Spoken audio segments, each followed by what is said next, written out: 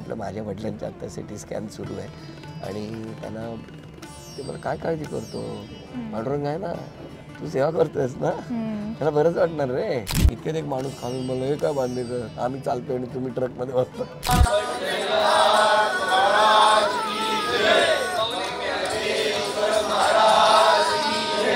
नमस्कार, मी दीपाली म्हात्रे. लोकमत फिल्मीमध्ये तुम्हा सगळ्यांचं मनापासून स्वागत आहे. खरं तर रामकृष्ण हरी असं म्हणतच सुरुवात करावी लागेल, कारण आत्ता माझ्यासोबत वारी करून आलेत महाराष्ट्राची, ते म्हणजे माऊली आहेत आपल्यासोबत. आदेश दादा आहेत. स्वागत आहे लोकमत फिल्मीमध्ये सर. रामकृष्ण हरी. रामकृष्ण हरी. खरं तर खूप अनुभव ऐकायचे आहेत आम्हाला आणि आज आम्ही जेवढा मगासपासून ऐकतोय अनुभव आम्हाला कमी वाटत आहेत. पण ही जी वारी तुम्ही पहिल्यांदा वारी केलीत? पूर्ण वारी पहिल्यांदा केली. म्हणजे यापूर्वी मी कुठेतरी वारीतला एखादा टप्पा असायचो, वर्षानुवर्ष असायचो. पण देहू, आळंदी ते पंढरपूर आणि तेही करत असताना दोन्ही म्हणजे संतश्रेष्ठ श्री ज्ञानेश्वर महाराजांची पालखी आणि जगद्गुरू संत तुकाराम महाराजांची पालखी, अशा दोन्हीही पालख्या किंवा पादुकांचं दर्शन म्हणजे कधी इकडे असायचो, कधी परत आम्ही तासनतास किलोमीटर करून तिकडे जायचो, त्या पालखीत चालायचो. असं दोन्हीही पालखींचं दर्शन मला करायला मिळालं आणि त्यामुळे ही अशी वेगळीच वारी आमची झाली स्टार प्रवाहामुळे. पण आदेश दादा, खरं तर म्हणजे तुमचं स्वामी प्रेम मी पाहिलेलं आहे, तुम्ही स्वामी भक्त आहात हे तर सगळ्यांनाच माहिती आहे. पण विठ्ठलाच्या दर्शनाची ओढ यावेळेला तुमची खास वेगळी असेल, कळस बघण्याची एक ती ओढ वेगळी असेल, कारण हे सगळं अनुभवलं तुम्ही आणि ते अनुभवता शूट जरी असलं तरी तुम्हाला स्वतःला एक पर्सनली वेगळा अनुभव आला असेल. मला त्याविषयी ऐकायचं आहे. खरंच आहे. म्हणजे मी सांगतो की आळंदीला ज्या वेळेला देहूला होतो अचानक प्रचंड पाऊस सुरू झाला, प्रचंड पाऊस. म्हणजे एखादा माणूस ना परीक्षा बघतो एखाद्याची किंवा आता इथेच थांबूया आणि पुढे आपण कुठेतरी जॉईन होऊया असं वाटू शकतं. इतका पाऊस होता. इंद्रायणी म्हणजे अशी दुथडी भरून वाहत होती. मुसळधार पाऊस, पुढचा माणूस दिसत नाही. अशा पावसाच्या त्या वातावरणात सुद्धा आपण तिकडनं त्यांची ऊर्जा, तिकडचा एक माणूस धावत येतो काय आणि तो त्या गर्दीत माझ्या देहूला असं उभा राहिला आणि मला आपण थोडंसं त्यांना त्रास होता पाठीचा, पण ते त्यांच्या पद्धतीने धावत आणि मला म्हणाले, हात पकडले, नाही भाऊ तुम्ही लोकांना आनंद देता, तुम्ही माझ्याकडे उसाचा रस प्याल्याशिवाय जायचं नाही. मला हाताला पकडून घेऊन गेले. चिंब भिजलो आहे त्याच्यात ते उसाचा रस. मग त्यांनी मला उसाचा रस दिला आणि तो घेतल्यानंतर ते बघून समोरचा एक पेढेवाले आले. ते बोलले तुम्ही या फुटपाथला गेले आहेत, मग त्या फुटपाथवर अन्याय नाही करायचा. मग तिकडे जाऊन त्यांनी मला पेढा. मी तुला खरं सांगू का, हे पावली मला अनुभवायला मिळाला. आणि सुदैवाने सांगतो सगळ्या वारकऱ्यांनी ना मला आपलंसं केलं. म्हणजे मला ती 10-12 लाख कोण 8 लाख 7 लाख जो काही आकडा असेल तेवढं मोठं कुटुंब आहे ना, म्हणजे आम्ही त्यांची काळजी घेणं सोडून द्या, ते आमची काळजी घेत होतं असं मला वाटतं. कुठेही सेलिब्रिटी पण नव्हतं, कुठेही मी त्यांच्यासारखाच चालत होतो, कुठेही आमच्यात पायात चप्पल होतं. मी तुला सांगतो देवेघाटाच्या इथे एक आजी त्यावरनं उडी मारत होत्या म्हणून मी मागे थांबलो. मला बघून तर मला आदेश करून उडी, तर मी त्यांना थांबलो. आजीनं म्हटलं उडी नका मारू, मी थांबतो.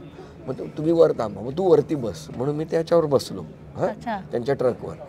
इथून ट्रक ना 150 मीटर पण गेला नाही. इतक्यात एक माणूस खालून म्हणलं हे काय बांधेकर आम्ही चालतोय आणि तुम्ही ट्रकमध्ये बसता. मी लगेच वरनं खाली उतरलो. तर आजी माझ्यावर त्याच्यावर चिडली. 2 मिनिटं पोर बसलेलं तुला कळत ना.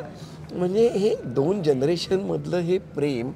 आता मी कधी भेटलेलो त्यांना? कधीच नाही. त्या दिवशी भेटलो, त्या क्षणी भेटलो. हे जे काही आपुलकीचं प्रेम होतं ना, काय खाल्लंस का रे, काय पाणी प्यालास का रे, आणि मला वाटायचं की मी ह्यांना काय देऊ शकतोय का. किंवा 3 चाकी सायकल ढकलत जाणारा एक माणूस आम्हाला जेव्हा भेटला वारकरी, तर आम्ही त्याला चहा पिणार का विचारलं, माझ्यावर चहा प्यायला बसला. मग ते चहा प्यायल्यानंतर ते निघाले. तर मला सहज वाटलं की तुम्हाला दादा काय पाहिजे का म्हणून विचारूया. दादा काय पाहिजे का? ते बोलले हो मला एक गोष्ट पाहिजे, मागू. म्हटलं बिंदास मागा, काय नाही. ते समोर दुकान आहे ना, त्याच्यातनं मला फक्त कपडे धुवायचा साबण पाहिजे. किती छोट्या मागण्या आहेत यांच्या. किती छोटंसं पटकन सांगितलं, कारण ते स्वतः एकटेच चालले होते. 3 चाकी ती सायकल होती त्यांची आणि मला त्यांनी सांगितलं काय ना मला फक्त एक कपडे धुवायचा साबण दे म्हणून. मग मी तिकडे 5-6 साबण पटकन विकत घेतले, आणखीन बिस्किटची पुढे घेतले. तर मी ती धावपळ केली तर मला त्यांनी त्याच्याकडचे पाण्याच्या 3 बाटल्या होत्या, एक काढली, थोडं पाणी घे म्हणून मला सांगितलं. हे काय देवाणघेवाण आहे ना, अलौकिक आहे. पण तिथे 80-85 वर्षांचे म्हणजे इवन 90 इथेही गाठलेले बरेच आजी आजोबा आपल्याला भेटतात. काहीतरी येऊन म्हणतात ना, जशी ही जनरेशनही तुम्हाला येऊन भेटते, जुनेही पुराणे येऊनही तुम्हाला भेटतात. सो ते भेटल्यानंतर काय त्यांच्या तोंडाचं, कारण ते इतकी वर्ष तुम्हाला बघतायत, बाकीच्या कार्यक्रमातूनही या कार्यक्रमातून खास तुम्ही त्यांना समोर भेटलात, तर त्यांच्यासाठी पण काय प्रतिक्रिया निघाला त्यांच्या त्या नेमक्या? प्रतिक्रिया एकच होतीस की तू आमच्याबरोबर आहेस ना, हाच आम्हाला आनंद आहे. अख्ख्या वारीला माहिती होता मी वारीत आहे. ओ, संपूर्ण वारीत कोणत्याही दिंडी म्हणजे जवळजवळ पुढे 41 दिंडी 47 दिंडी असतील, पाठीमागे 300-350 दिंड्या पालखीच्या असतील, एवढ्या ह्याच्यात सगळ्यांना माहिती होतं आदेश आहे आपल्याबरोबर, वारीत आहे, कुठेतरी आहे, तो मागे आहे, पुढे आहे, कुठेतरी आहे. हे जे मला पावलं दिसायचं ना प्रत्येकाचं, की माऊली माऊली सगळे ओरडत जायचे ना, त्यावेळेला मला असं वाटायचं की अरे यार केवढं मोठं कुटुंब आहे आपलं रे. आणि हे प्रत्येक ठिकाणी अनुभव मिळत होते आपल्याला. मला फार मजा आली, मी खरं सांगतो. अर्थात ही वारी तुम्हाला खूप अनुभव संपन्न असेल, पण खूप अनुभव तुमच्या लक्षात, तुमच्याकडे आता भरपूर अनुभव असतील सांगण्यासारखे, पण एक अनुभव असा असेल की तो भारावून टाकला. असे खरे अनेकच असतील, पण असा एक अनुभव की आजही वारीतला तो क्षण माझ्या स्मरणात कायम राहील वारी म्हटल्यानंतर, असा कुठला क्षण असेल तो? मला वारी म्हटल्यानंतर असे खूप क्षण आहेत, पण ना मी खूप इमोशनल झालेलो एका वेळी की मी ना आम्ही पायाला ना सगळे औषध लावून देत होते. अच्छा. आणि ते ना खूप भगभगणारं असं होतं, म्हणजे पायाला बरं वाटतं, बाम कसा असतो हां, बरोबर. तसं. तर त्यांनी ना आम्हाला डॉक्टरनी हँडग्लोव्ज घालायला दिले आणि आम्ही ना एक असे वयस्कर आजोबा होते, त्यांना ते मी मसाज करत होतो पायाला. आणि त्याच वेळेला माझ्या भावाचा फोन आला की आदेश दादा कुठे आहेस तू? मी म्हटलं अरे आता लोणंदच्या पुढे आहोत आम्ही. तर ते म्हणाला की काही नाही, तुला फक्त कानावर घालतो, पप्पांना आत्ता आपण सिटी स्कॅन करतो आहे इकडे, तर तू काही हे करू नकोस, फक्त मी तुला कळवतो सिटी स्कॅन झाल्यावर. म्हटलं ओके ओके ओके. आणि मी ते परत कंटिन्यू केलं ना, कंटिन्यू केलं तर बाबांच्या डोळ्यात बघितलं, त्यांनी ते ऐकलं असलं मे बी.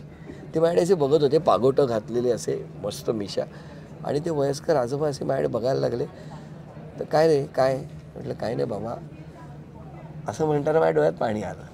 तर म्हटलं माझ्या वडिलांच्या आत्ता सिटी स्कॅन सुरू आहे आणि त्यांना ते मला काय काळजी करतो, पांडुरंग आहे ना, तू सेवा करतोयस ना, त्याला बरंच वाटणार रे. मी तुला सांगू, हा जो काही मुवमेंट होता ना, आणि माझ्या डोळ्यात पाणी आहे, मी घळाघळा डोळ्यातनं रडतोय, मी त्यांच्या पायही चेपून देतोय, ते मला आशीर्वाद पण देत आहेत. आणि निघताना परत सगळं झाल्यानंतर मी नमस्कार केला, ते उठले, वळले, परत आले, मला वाटलं काळजी करू नको, काय नाही होणार, तेव्हा वाढला ना, तू काळजी करू नको, मी जातो. अरे काय कॉन्फिडन्स. म्हणजे हे जे मुवमेंट आहेत ना, हे आपल्याला समृद्ध करतात. म्हणजे मला असं झालं की क्या अरे काय मस्त रे, आपण एकटे नाही, सोबत कोणीतरी आहे, ही भावना तिकडे खूप जाणवते. आणि म्हणूनच कदाचित म्हणतात की देव माणसा माणसात असतो, आणि आम्हाला माणसा माणसातला देव सापडला या वारीच्या निमित्ताने. सापडला. पण अर्थात मुलाची साथ तुमची तेवढीच होती आणि तुम्ही बाप लेक मिळून बऱ्याच गोष्टी या वारीतही कंप्लीट केल्या. त्याचंही कौतुक केलं पाहिजे की वयाच्या एवढ्या कमी वयातही त्याने बऱ्याच काही अचीव्ह केलेलं आहे. काय इन्स्ट्रक्शन देत होता का मुलगा की आता काय करायचं आहे, कसं करायचं, की तुम्ही त्याला काही समजावून सांगत होतात? हे बघ, त्याने ना एवढं मायन्यूट प्लॅनिंग त्याने आणि सुचित्राने मिळून केलेलं होतं बिफोर जायच्या आधी, की दिवे घाटात कोणालाही दमले तर कुठली गोळी चोखली पाहिजे या सगळ्या युनिटने, इतकीकडे ओले होतील चालत, इतकं मायन्यूट प्लॅनिंग त्यांनी सगळं केलेलं असल्यामुळे अगदी खाणं कुठे मिळालं नाही तर खाण्याची व्यवस्था पण केलेली होती. आणि तो मात्र एवढी काळजी घेत होता माझी, हे मला जाणवत होतं. आणि माझी जी 100% घेत होता ना, 110% तो युनिटची घेत होता. ज्या दिवशी रात्री 2-2:30 वाजता मी असं झोपेत पाय आपटत होतो आणि मला पटकन जाग आली, बघितलं तर माझ्या पाय झेपत होता, तो सुद्धा तेवढाच धावला होता ना.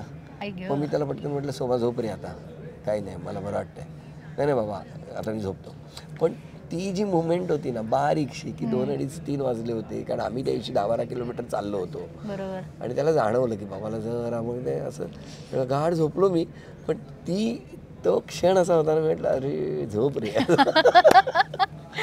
अर्थात ते संस्कारही आहेत, ते संस्कार मुलावर घडतात म्हणूनच आज तो हे सगळं अचीव्ह करू शकतो. पण मला एक जाणून घ्यावं असं वाटेल की शेड्यूल एक्झॅक्ट काय असेल, म्हणजे दिसताना जरी आम्हाला एपिसोड तेवढा दिसला तरी सकाळी जे सुरू व्हायचं, मला तुमचं शेड्यूल ऐकायला आवडेल की सकाळपासून रात्रीपर्यंत एक्झॅक्ट कसं ते शूट होतं आणि कसं तुम्ही खाण्यापिण्याचंही मॅनेज करत होतात? साधारणतः पालखी सकाळी 6 वाजता निघायची आम्हाला राहण्याची जी व्यवस्था सोहमने जिथे जिथे केली होती त्याच्यासाठी आम्हाला रोज किमान शूटिंग संपल्यानंतर वारीपासून 1.5 तास जायला लागायचं बापरे. आणि सकाळी 1.5 तास यायला लागायचं. त्यामुळे जनरली आम्ही 8, 8:30, 8:45पर्यंत अर्ध युनिट तर पहाटे 3ला निघायचं, कारण पहाटेची आरती रेकॉर्ड करायची, काही ते मुवमेंट्स घ्यायच्या होत्या. बरोबर. पण अर्ध युनिट हे साधारण 9ला निघायचं.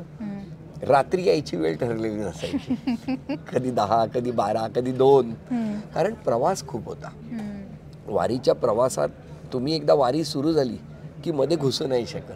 तुम्हाला पर्यायी मार्ग काढून मग तुमचं किलोमीटर वाढतं, प्रवास वाढतो, असं होतं. बापरे. असा तो अख्खा दिवस हेक्टिक चाललेला. आणि मग खाण्यापिण्याचं, कारण अर्थात सगळी पथ्यपाणी असतील, सो ते खाण्यापिण्याचं कसं मॅनेज केलं? कसं होतं की वेळोवेळी सगळीकडे ना या लोकांनी काही हॉटेल्स, काही जेवणाची ठिकाणं, काही घरगुती जेवणाचे स्पॉट असे हेरून ठेवले होते, कारण त्यासाठी तो जाऊन आला होता 2दा स्वतः. 2 दिवस आधी सतत जाऊन आले होते. त्यामुळे त्यांनी स्पॉट ठरवले होते की इथे थांबले तर इकडनं आपल्याला एवढ्या अंतरावरती युनिटला घेऊन जाऊ. अच्छा. असं सगळं. मोटरसायकल ठेवल्या होत्या की जेणेकरून पटापट मोटरसायकलने आपण काही जणांना म्हणजे इतकं मायन्यूट प्लॅनिंग केलं म्हणून ते झालं पूर्ण. आणि मला वाटतं माऊली या वर्डशी तुमचं खास कनेक्शन असावं, कारण ह्याच्या आधी तुम्ही जो शो करत होतात त्या शोतेही तुम्ही ज्या कोणी स्त्रिया तुम्हाला भेटायला येतात त्या प्रत्येकाचा उल्लेख माऊली असा केलेला आहे. आणि आज तुम्हाला खऱ्या अर्थाने या वारीतही बऱ्याच माऊली पाहायला मिळाल्या असतील, सगळ्यांच्याच रूपाने, लहानांपासून वृद्धांपर्यंत सगळ्यांच्याच. सो हे खास कनेक्शन मला असं वाटतं तुमच्याशी फार घट्ट असलेलं हे नातं आहे. आणि हा अनुभव खरं तर पूर्ण लाईफ आपल्याला पुरेल असाच आहे. आणि माझ्या मते आता प्रत्येक वर्षी वारी घडेल. काय सांगाल? रामकृष्ण हरी. तसं झालं तर आनंदाचा क्षण, कारण 100 वर्षाचे एक आजोबा जेव्हा मला भेटले तर त्यांना विचारलं तुमची इच्छा काय? 100 वर्षाचे आजोबा.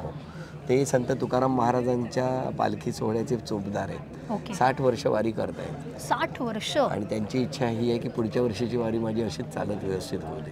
बापरे. रामकृष्ण हरी. नक्कीच. पण ही घडेल अशी आशा करूयात. या आशीर्वाद तुमच्या पाठीशी असतीलच सर. थँक्यू सो मच आणि पुन्हा एकदा शुभेच्छा सगळ्या गोष्टींसाठी. थँक्यू.